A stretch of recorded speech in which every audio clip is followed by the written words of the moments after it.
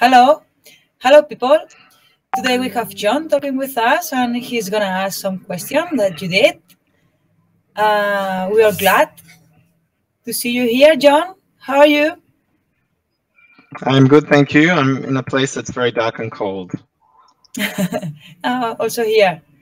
Today is a cold day. So welcome and welcome to Emma show. If you like, we can start doing some questions. So I'm gonna start Sure. for the first one. As all of us know, and also your fans, you are a really persuasive guy. So could you answer why how can we do that? Which is the best What was way the first part of to the sentence? What was the first part of the question? What kind of guy was I? Just ask that again. persuasive guy. Persuasive. Okay. Persuasive. Sorry. So can you okay. explain us how to be a persuasive person? You guys think I'm persuasive? There's two types of persuasion. There's a sales type of persuasion, which is about convincing people it's something they really want. And there's another type of persuasion, which is kind of probably a worse one, which is like a religious or a cultish kind of persuasion, which is a trick to get people to believe in their soul. This is something important for their future and for everyone else's future. So what I try to do is, if we have a direction to go, I really try to make sure that the people around feel that we can do this together. It's our journey, and it's better for all of us. And that's how I persuade generally. I try to make people feel it's something in the joint benefit, as opposed to a selfish one. But if I have to, I can use the other one, but I try not to. Good, nice to know. So okay, let's go for the next one. So okay, as a mentor, what do you think, which is the ideal way to be a good engineer, developer, talking about tech? Which is the best way to follow?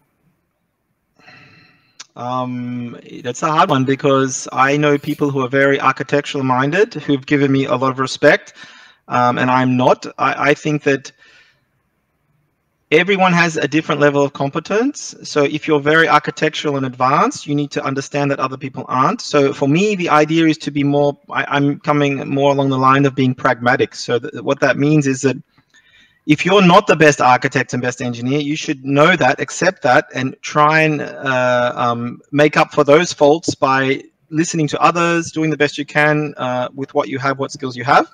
Whereas if you're a super architectural guy, generally speaking, a lot of people might find that difficult, and you need to learn how to dumb down a bit and how to bring the others up. So I feel the best people in engineering are the ones who can see their own weaknesses and use others to strengthen them, and with their strengths, give those to others. And that means, as a whole, everyone will win. And that's what I've seen, right, in my career. I've always seen those people over time be the one that had the longest friendships, the longest collaborations, and the most successful end result. Makes sense. Yeah, I pretty agree. Which is the most exciting experience you had in your life? Most exciting experience. I would say when we nearly died driving off a bridge in Mongolia, driving through Mongolia. Mongolia was probably the most exciting. Every day was something new and crazy,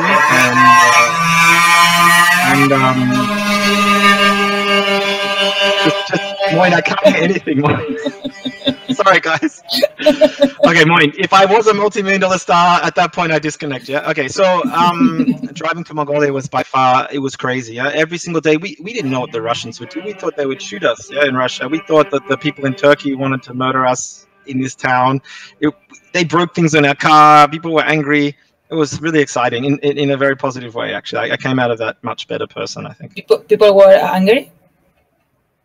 Yeah, Australians killed a lot of people in Turkey in 1914 or 1910, I can't remember. And now we kind of have a friendship, but you shouldn't drive a car with Australian flags on it through Turkey. Killed a lot of people in Turkey in 1913. Turkey wanted to murder us. was crazy. Yeah? Every single day it was fun. Right, guys. In Mongolia, driving through Mongolia. Mongolia was probably the most exciting. Every day was something new and crazy. Let's go ahead with that. So, this is a funny question. So, I'm going to read as there is there because it's really good. John, how it's possible the women find you always so attractive on parties? It's really good. So attractive in parties. Yeah, tell us your secret. I don't know who asked that question, but okay, my secret is spend 30 years looking like an idiot, and then realize you don't care anymore. The problem with guys, which I was, if you have there is some evidence in my Facebook of how I used to look. I was very skinny, and that was mainly because I don't know, I was young, so you can't really fix that. When you have nothing to lose, people sense that, right? So I drink as much as I can. That way I don't get into trouble or anything, but you just need to understand that you are yourself. Maybe you should be a little bit more interested in what people look at you like. So if you're a very skinny person with no hair on your head, super shaved, maybe that's not what women want to look at, or people that you're interested in would want to look at. I definitely know if I was not heterosexual, I had a lot of attention when I had my old look in London as a joke, actually, but it was very funny. I didn't know that all the people in London found out, all the men in London found out I was attractive, but that was a lesson. No, you just need to be more wary of what women want, and you definitely need to understand that you need to be a little bit more relaxed about it. And that's it. I guess that's what, I don't know. Maybe it's because I'm older. Maybe older men are more attractive for women. I don't know. But all I know is after 30, it was super easy. Before 30, it was impossible. Yeah, I was hopeless before 30. I couldn't do anything. I was useless. Yeah. But I think this is confidence with yourself, right? I don't know. Maybe when you're over 30, you don't care anymore, right? You're going to die anyway. So after 30, you're like, who cares? I will just do whatever I want. And then it's easy. You were insecure before, or no, you are not? I'm still insecure. You just don't know it anymore. I'm better at hiding my insecurities. Yeah. So that's what I also learned. I never talked to women until the age of 30 after I got separated from my ex. And then I learned I had to start talking to women. So I used to just go out and do stupid things and find out what women want to hear and what they didn't want to hear. And I spent a lot of time doing that in 1 year, actually. It was 1 year of craziness. And that's where it all came from. Is that okay for an answer, I hope, dear audience? Yeah, could be. Yeah. I want to ask something now. As how you meet your wife? How you my previous one or the current one? The current one. The current one. So it was the end of this journey. I had this life journey where I said I was just going to become an evil bastard and do whatever I could and learn everything I could about women and everything. And at the end of this journey, I decided I hated all women. I was leaving to do a startup in Texas. And just before that, I went to a club in Ratingerstrasse in Düsseldorf called Schlösser. And I was with my sister, her husband, and a friend. And I just decided, I'm going to go talk to that girl. And I knew the girl's friend. And every man in Düsseldorf wanted to be with this red-headed woman. Yeah. And I don't find redheads attractive at all. And I was like, there's this really nice-looking blonde girl next to her. And I started talking to this blonde girl. And the blonde girl thought that I actually was just talking to her to talk to the redhead. But I wasn't. And she also thought that I could be a good English teacher. So she talked to me a bit more and convinced me to take her business card. And then I said, bye. And she didn't expect that, right? Because my rule at the time was don't talk to women. Just start the conversation and leave. And if they're interested, they will follow. And I did that. And then she hated me for it because I left her with these two other men that she didn't want to talk to. And then she messaged me a week later. And then the rest is history, basically. So it worked. Yeah. So sometimes being a little bit more having self-value pays off, basically. But don't be arrogant asshole either. I wasn't trying to be arrogant, but I definitely didn't want to, I was leaving. I had no intention to have a relationship. I was leaving the country. So, I was done. Okay. What is the worst punishment you've got? In my life? Mm-hmm.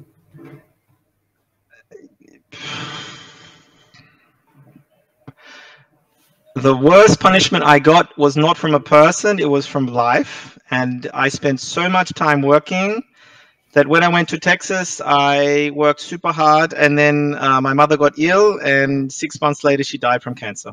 So that's the worst punishment I got. I spent too much time focusing on myself and my business to care about other things in my life that were equally important. Well, Did I get you emotional there? My God, that was a hard one. Yeah, but that was tough. Yeah. And it took me, I still not recovered from that. And that was, usually I don't get punished. I seem to get away from all the mistakes I make. But that one, I got punished really badly. Yeah, that was really tough. And I regret that I didn't, I regret to this day that I moved away in some ways. My whole life is separate from my family in Australia. And that's my punishment. You know, this life I have that you guys all see, I gave up a lot to live the life I have. Yeah, and it's my fault that I did that. That's my punishment. Okay. Good answer. Mm-hmm.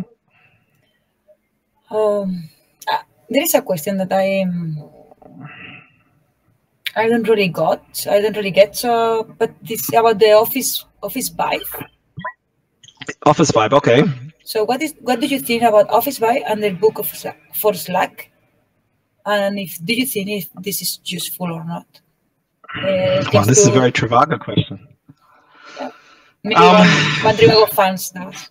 Yeah, Trivago fan. So the question we all must ask ourselves is, all the things we've done in the last years, has anything changed? So if we have all these things and nothing changes, then are they useful or not? So I think things like Office Vibe have potential, but I would probably hesitate to say that it's easier just to sit in a room for 5 minutes once a month or every 2 weeks with each of your colleagues and get them to tell you the truth to your face, right? But it gets very hard as you get more and more employees to see that. So I'm yet to see that Office Vibe is a useful investment.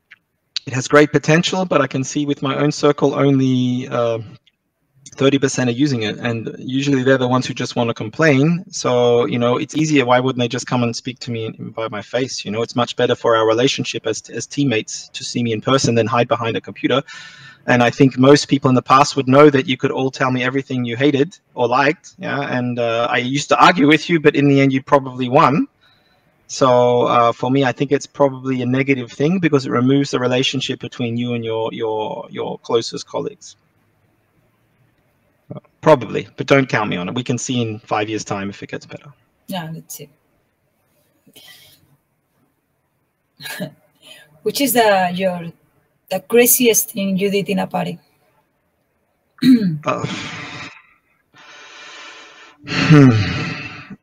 had a lot of parties, yeah. So I did something stupid in a Trivago party where I put vodka in my, I don't know what I did then. I put lemon in my eye, salt up my nose, and then I drank the vodka. Or I can't remember. That was a while ago. You say right? It's called a tequila suicide. It was tequila suicide. That was a stupid thing, but that wasn't the most stupid thing. I don't know. I think every single party I do something stupid, so or crazy. No, the craziest thing I did in a party. I don't know. It has to be one of these ones. All these stupid self-harming things like jumping in a stupid pool with people at 5 degrees Celsius or going running around on snow and stuff. I don't know. There's too many. I just always do stupid things. I'm not, that stuff's not, I don't usually try to kill myself, but you know, it's just part of life. One of them that you really, really like it? One of the crazy. What the stupid thing? Uh-huh. I don't know. I can't remember. I think, but my problem with parties, to be honest, is I forget them the day after. So for me, in parties, I'm not the same person that you actually know, right? So usually I'm a different person, yeah. And I do that as a mechanism. So I usually just do something different, and then the next day I'm like, oh, I did that. Oh, really? Okay. So usually I have a goal to finish the morning completely drunk, so that I just end the day like that. It sounds sad, but it's how I do it. You know, it's just. So I don't know. I think. Right.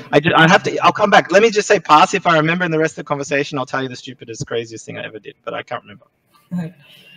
There is sometimes that there is a camera recording of all of this, so no worries. Fine, we can show you. Fine. No problem.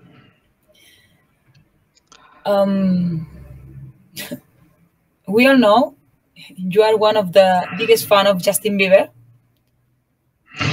Yes. So, what do you think about his last album? Is better than Selena Gomez one? Oh my God. That's very funny. Yeah, if I actually did know anything about Justin Bieber, I could answer this question.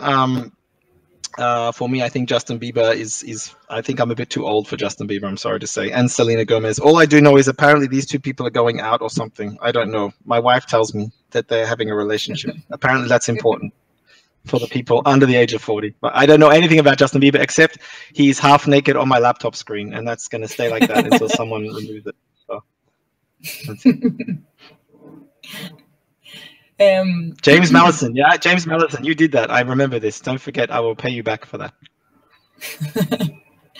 Do you have any weight avocation?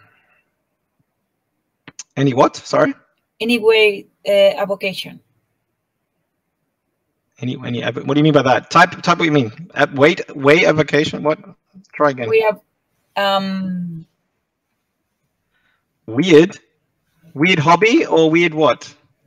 Yeah. Weird hobbies. Mm-hmm. Lately, no, all my hobbies died. Yeah. So actually, in the last 10 years, almost all of my hobbies disappeared. In fact, the last 20 years. The weird thing I did in the last 20 years, most of what happens when I was younger, my first boss told me actually that, you know, John, I know you play computer games now and do this stuff now, but when you get to my age, you won't do all these things. You'll just look after your children. Yeah. And I was like, no, I'm going to still do all these cool, fun things. And actually, I don't. Yeah, I do hardly any hobbies now. I just sit on my phone and play computer games. But my hobby in the past was actually to play a sport which is traditionally a women's sport called netball. And in Australia, you play it with women and men. And it's quite fun. It's a really good sport to play. But the scary thing is that the men are the non-aggressive ones and the women are evil bitches. Yeah, it's super funny. This sport is so aggressive. And the women are just like trying to hit you and stuff. And I really loved that. And that was probably my favorite hobby that I played just when I was still living in Australia. But I don't really get to do much hobbies now. I think my hobby is meant to be programming my Android app, but I haven't touched it for 2 months. So, and I only spend probably 1 hour a month on it. So I don't really have hobbies at the moment. Taking my daughter to kindergarten in the morning. I love that. Oh, that's great. That's my favorite thing. That's good. That's good. I would like to know more about that kind of a sport. I never heard about that. It's very popular. Sounds fun. It's amazing, especially evil women. And there's these really fat women who are really big, and they're like the hardest to beat. You know, they're gigantic, and they played for 30 years. And if they just turn their body once, they're so big that they probably cause a space-time gravity thing, and they throw you away. You can't touch them. They're like untouchable. Yeah, it's amazing. Wow. The sport's crazy. Anyway, I can tell you later. Okay, good. How it came that you decide to give a chance for people without any degree? Oh, I can see here any studies or any degree, any knowledge. Mm-hmm. If it would be wrong to say that I just came up with that. I think so I'm not a very good student, and when I graduated, I was also working because I had to earn my own money. And my first boss, he was desperate actually for programmers, right? So he took me in. I'd only programmed in Perl, and he took me in, and he's the one who helped me learn OOP and Java programming, and gave me all these really good challenges and mentored me. And I think from that day forwards, I really understood now that he gave me the inspiration and the motivation to succeed. And it wasn't just, so he could see the raw energy, and he push that energy in the right direction. And it wasn't that I went to a certain university that was not the highest university because it offered a major that I was interested in, and he didn't punish me for my past. And I think I learned then in other jobs as well that people were always picking on certain people because they didn't have the credentials or the hierarchy or things, and I always felt that was unjust. And every time I showed that opinion, I always got rewarded, right? So every time I supported someone and tried to help someone get beyond all the friction and the prejudice from their peers, every time I did that, it paid off. And I think it just was a pattern that was rewarding for me. I felt that I could help people. I have really great friends over the world. I have some people in New Zealand that were from London and things like this. And they were all people in a situation where they were not treated well. And together we did great things. And I just think that's where it came from. It was over many years. That's beautiful.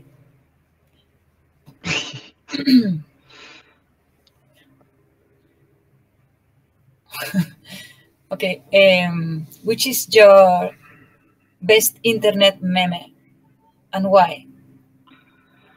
Best internet meme. Okay, guys, only Spanish call it a meme, by the way. Yeah, it's a meme, not a meme. Just to tell you, best internet meme. I'm pretty old, yeah. So I have to think now. My favorite one actually was the Domokun, which probably only one person listening would know what is. And I did a very funny thing with this thing in the past. So there's this monster, Japanese monster. If you look up Japanese monster kittens, you'll see it. It's probably a brown monster. And I really like this one because at the past, we didn't use text with the memes, right? It was always just a picture. And I made it so that the software that our whole airline ran, anytime it crashed, this monster would come up and it would go raw and scare the person, yeah? But I made it so only people who weren't in IT would see this roaring monster. And it took them 2 years to find the roaring monster because it was hidden in the code somewhere.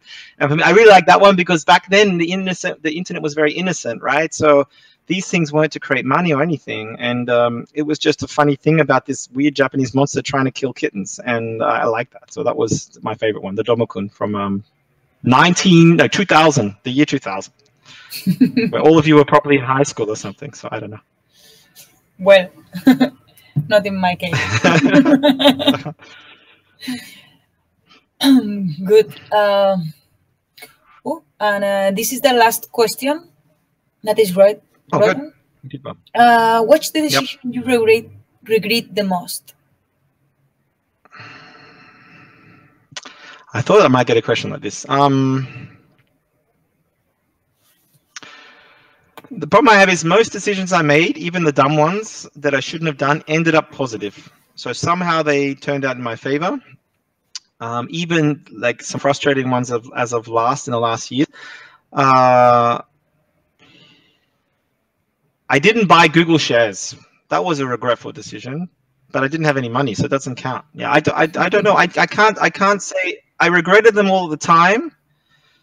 But every time I did something dumb, it made me work harder not to do it again. And so I'd probably say if I didn't do those dumb things, then I would be a worse person or less happy. So I'm just trying to think of maybe when I was like 10, I kicked a boy in the chest because another person squeezed grapes in my back. I still regret kicking the boy in the chest because he didn't do it and I didn't know.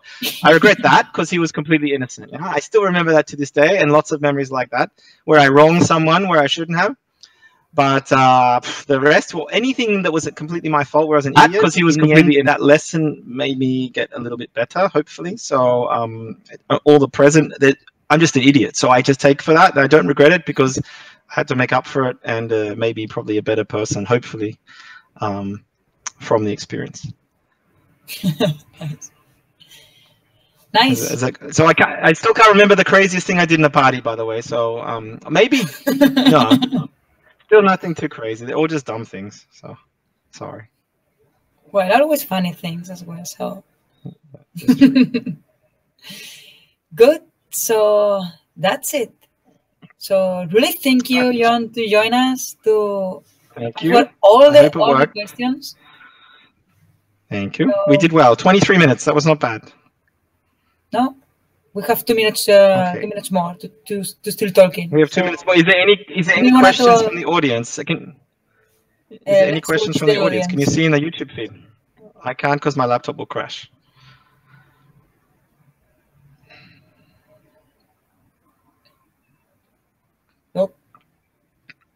Nope. So maybe no one's listening. So it was a success. No, I thank everyone for the questions. I actually thought the questions would be much more difficult. I think that people forgot they could ask me any question about anything, and they were very, very polite. What's his question? When?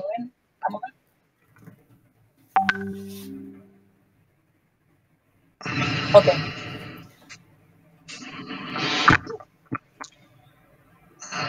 Okay, questions coming from the audience. No, I cannot show the questions here. Hotel? Hotel?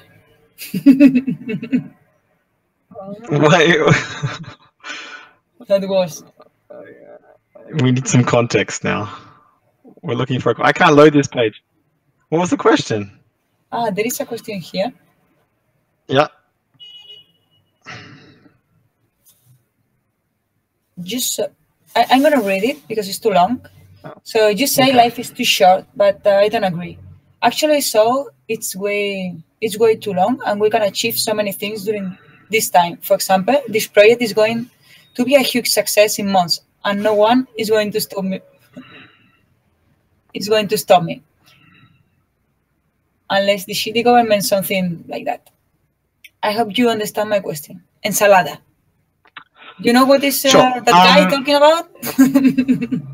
Yeah. So when I was younger, yeah, I felt I had the world ahead of me, and I felt I had unlimited time. Yeah. What happens when you're younger? And I've told multiple people this life lesson. Yeah.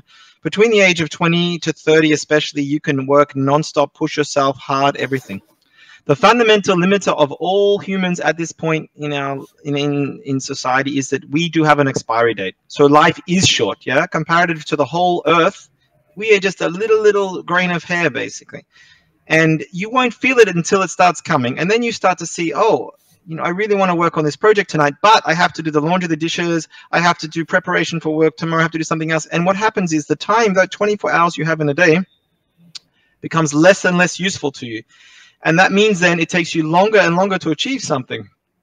And you might not all believe it now, yeah, but I can tell you, yeah, life is short, because you see yourself, like I'm 40 now, yeah, I've achieved on personal ambition things hardly anything in 2 years. And that's not just because I'm a bit lazy, it's because there's not much time left in all the time left of all my work that I do. If you think when I'm at home at night, and that's not just because I'm a bit lazy, it's because there's not much time left the whole time. So all the time left of all my work that I do, and then have an empty mind, and then think about something new, which means the earliest I can work on something for myself is probably 12 or 1 o'clock in the morning. But then I have to remember I have to get back up at 6 or 6:30 to start again. And when you're younger, you can sleep far less hours. I was sleeping 4 to 5 hours per day. 6 days a week. When I was in London, I was doing from 9 a.m. to 5 a.m. 6 days a week in Texas, but those days are gone. Yeah, and that's why I say life is short. We die one day, and the more things that come around, the baggage, the harder it is to get things achieved. And you have to sacrifice. Otherwise, you say, well, I don't want a family, I don't want a child, I don't want to have friends. Then life is not short, because you're completely by yourself. Yeah. But you just wait and see. Maybe you remember this conversation in 10 years' time, and maybe you agree or maybe disagree. Yeah? But I have no time left between doing nappies and every other crappy thing. Yeah, it's impossible. That's my answer. No other questions? We done? Yeah, it is. Okay. No. There is, or it's done?